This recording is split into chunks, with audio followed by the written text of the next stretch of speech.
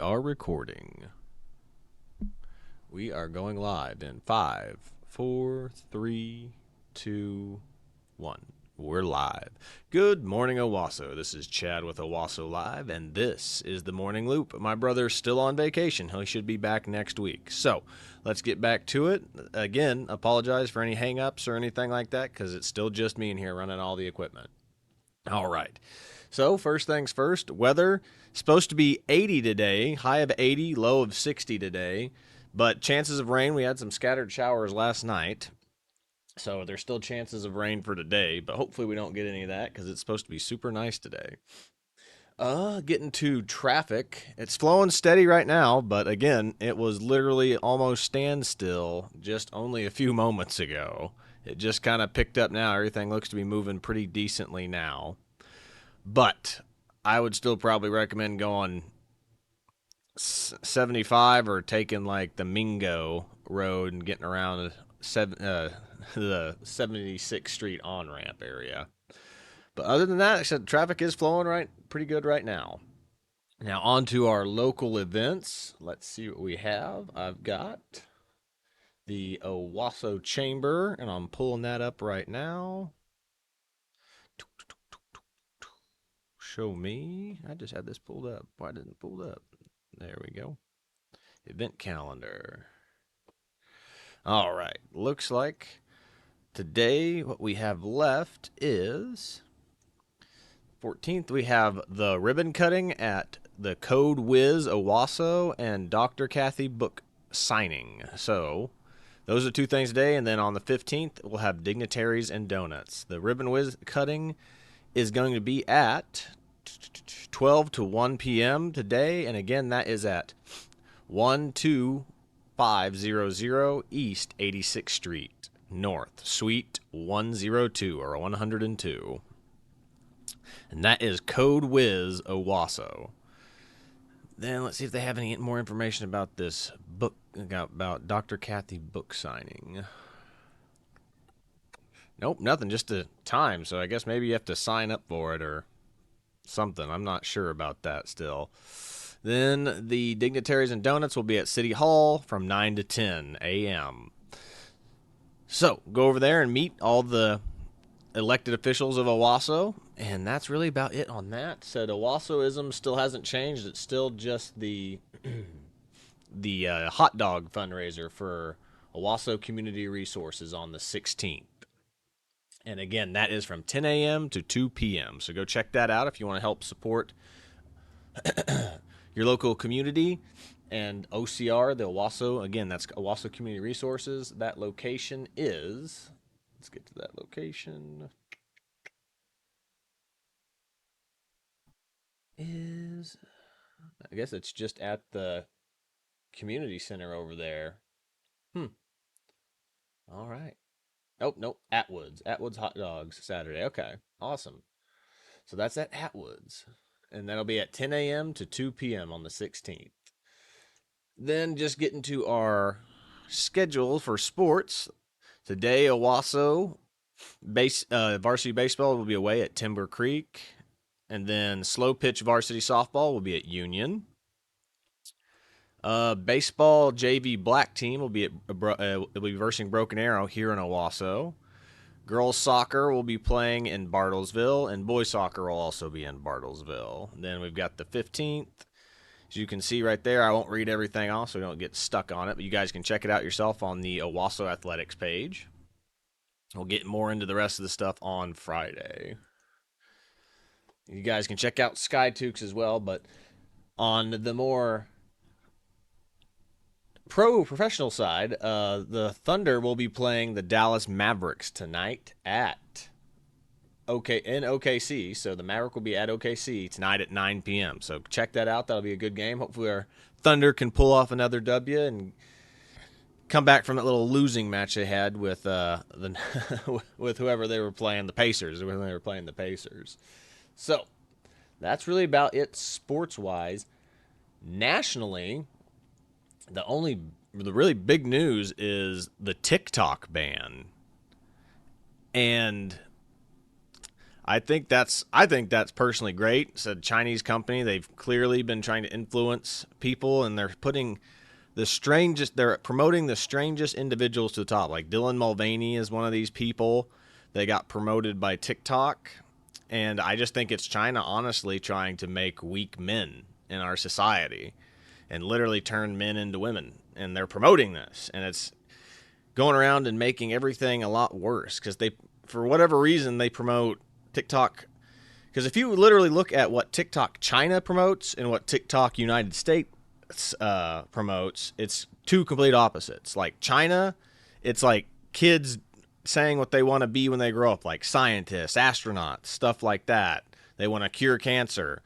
That's the stuff, and like family values stuff. Like if you ever see the one where like the generations of families coming together, like it's a baby, the mom, the grandmother, the great grandmother, and it just goes on. They just keep bringing in all the family members, and then kids that are doing these like amazing, talented feat things. Now, there's some of that on the United States TikTok, but everything that I really see that's getting pushed through TikTok is the weird transgender stuff and girls doing very promiscuous things on TikTok, which is not very productive to our society and doesn't promote family values. So weird that China TikTok promotes, innovation and family, and America TikTok, which is still run by China, promotes women being promiscuous and men trying to become women. Because I can't really think of that many like famous TikTokers that it's like opposite reverse, where it's women trying to be men. I'm sure there are a few, but everything is like boys doing makeup tutorials, like these. It's just weird. Like, why are we promoting weak men who aren't going to, one, father families, and two, are doing things that are generally seen as feminine? It's just weird. And these kids are making millions of dollars. They get endorsement deals and stuff like that. And I think that's a lot to kind of go back to what all this transgender and non-binary stuff that's been going on a lot lately. It's these kids being fed these algorithms through TikTok and their other social media platforms. So we just need to get our kids off this. And honestly, that kind of brings us back to coming back to the next Benedict issue. Is the Owasso Police Department literally just posted the autopsy report, and unfortunately, next Benedict did end up taking her own life via an overdose of medication. So it's still tragic. You can argue that maybe it was the bullying that caused it, or maybe it was her being confused about herself. We don't know. We're not in the mind of her. We don't know exactly what happened, but all the people that were complaining online and were spreading misinformation saying she was killed in the bathroom and beaten to death and like all this. They said in the police report, it said she did not, even in the police report beforehand, it said she did not die from trauma related to the fight in the bathroom. And that literally told me and my brother that more likely it was suicide. And we were right. You can go back and watch that episode. And yet that didn't stop all these people from going around spreading rumors that, oh, she was beaten to death and all this. And it's just absolutely ridiculous. It's tragic that this happened. It is still tragic that that happened to Next Benedict. It's tragic. It is a tragedy. It never should happen. Bullying shouldn't happen, but we can't stop bullying. You can't make people like people. We can't force people to like people. That is impossible. People will like you for whatever reasons. Your laugh, the way you look, the way you dress. You're being bad at sports. Whatever it is, there's a million different things. Like I said, for girls, liking a boy that another girl likes. I mean, good Lord, I said there's a million different reasons why you can dislike somebody. And it's not always bullying. It's just, I don't like you. I don't want to hang out with you. That's not bullying. But I mean, that kind of literally ties into this TikTok thing is like, Maybe the only reason that she even identified as non-binary is because it's a trend from all this social media stuff that we're seeing nowadays. From TikTok, Instagram, whatever. Said kids are being fed this stuff. This stuff is being presented to feeds all over. Except these people are being promoted to the top. Like I said, like what is the main source of the top feed in China? It's family value, it's families and people doing amazing feats or doing science, technology, amazing sports things. And then ours is girls shaking their butts on TikTok and men that are wanting to be women or doing makeup tutorials and stuff like that. I don't see how theirs is like that and ours is like that, and they're feeding this. So it's it's algorithm. They're sending that stuff to the top of their pages, and it's going to all your kids.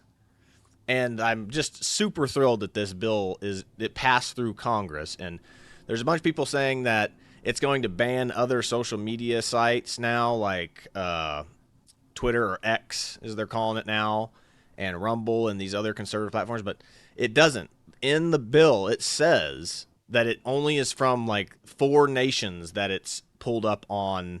That's like we'll monitor. They have to have an American ownership, and it's Iran, China, Russia, and I forget the 4th one. I'll have to look up the 4th one again. But those are 3 of the 4 countries that are on the list. It can't just grab any American company one and be like, oh, this one's banned now too. But that's how the bill is written. So it can't just grab any conservative or right wing or extremist, whatever extremist website and take it down. It has to be exclusively a foreign website, platform, whatever you want to call it, that is influencing this, that's trying to influence this country, and that has to be American owned. They have to give it to an American owner at that point, is from what I'm understanding of the bill. And I was researching it last night and this morning. I'm not a complete expert, but that is how it is written as of right now.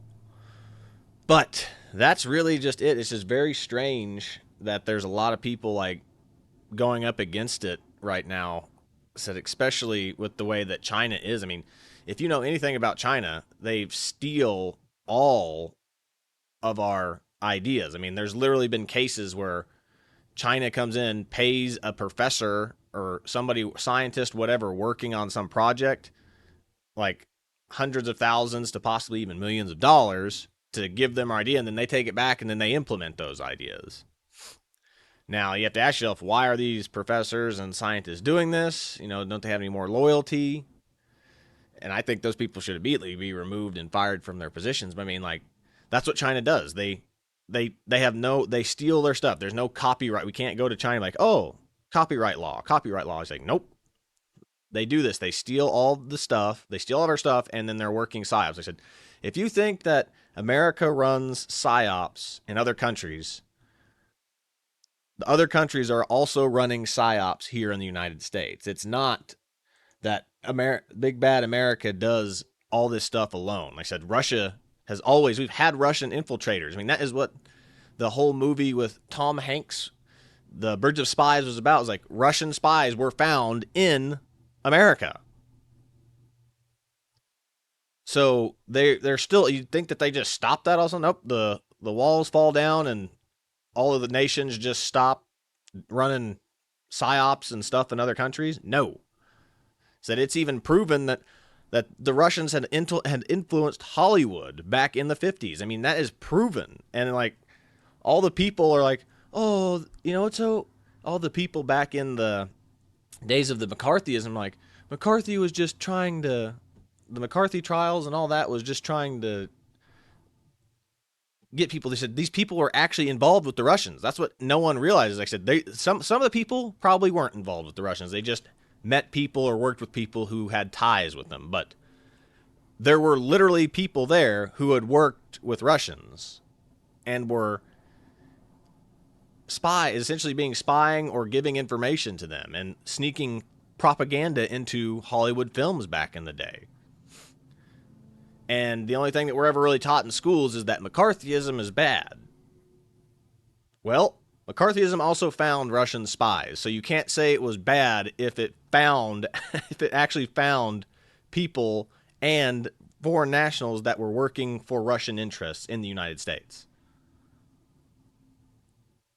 So it's crazy. I'm glad that this thing's going through. I think kids need to get off TikTok and off the social media platforms. I don't think kids should have that stuff until they're at least 18, because there's some pretty adult content on most of those websites. And if you're not a parent checking this stuff on your kids' social media, checking up on your kids' social media and all these, because it may be an invasion of their privacy, but you need to know what they're doing, because like there is some pretty gnarly stuff that your kids can find on just social media.